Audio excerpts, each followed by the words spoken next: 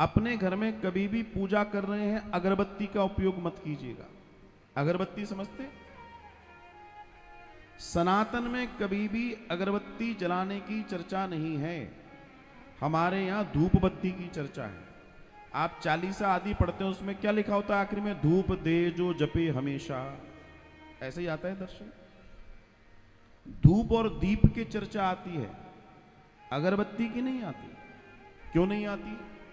क्योंकि अगरबत्ती जो बनती है, अगरबत्ती में लगता है बांस का अंश, और हमारे यहां किसी भी सूरत में बांस को जलाया नहीं जाता।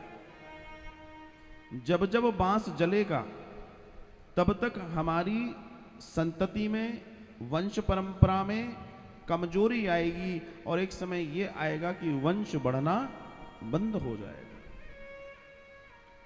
अब आप ये सोचेंगे, विचार कर सकते हैं आप कि भैया बांस को जलाने से वंश के न रहने का क्या कारण है? ऐसा सोच सकते हैं और सोचना चाहिए। तो आओ इसके वैज्ञानिक दर्शन में चलते हैं।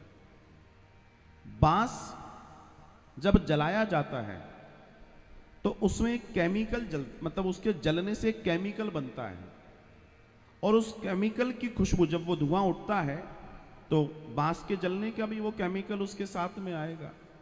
वो केमिकल जब हम सांस के द्वारा अंदर लेते हैं तो उस केमिकल के वजह से मनुष्य की प्रजनन क्षमता समाप्त होने लगती है, इसलिए बांस नहीं जलाया जाता। ये इसका वैज्ञानिक दर्शन है।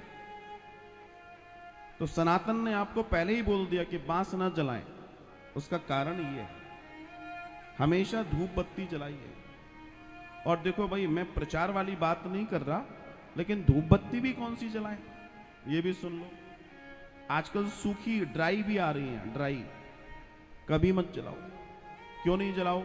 आपको लगती आसान है, लेकिन उसमें केमिकल होता है, वो कैंसर करता है।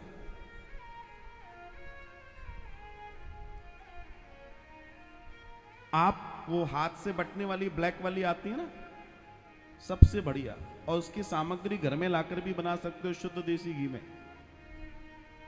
धूप बनाइए, भगवान को दिखाइए, और घर के अंदर भी पॉजिटिव एनर्जी लाइए। ध्यान रखिएगा, वो हमारे घर के नेगेटिव वातावरण को समाप्त करती है।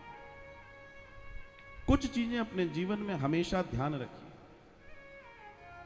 हम सनातनी हैं, हम ऋषियों की संतानें हैं, हमारे पास ज्ञान विशेष होना चाहिए, और जो जरूरी है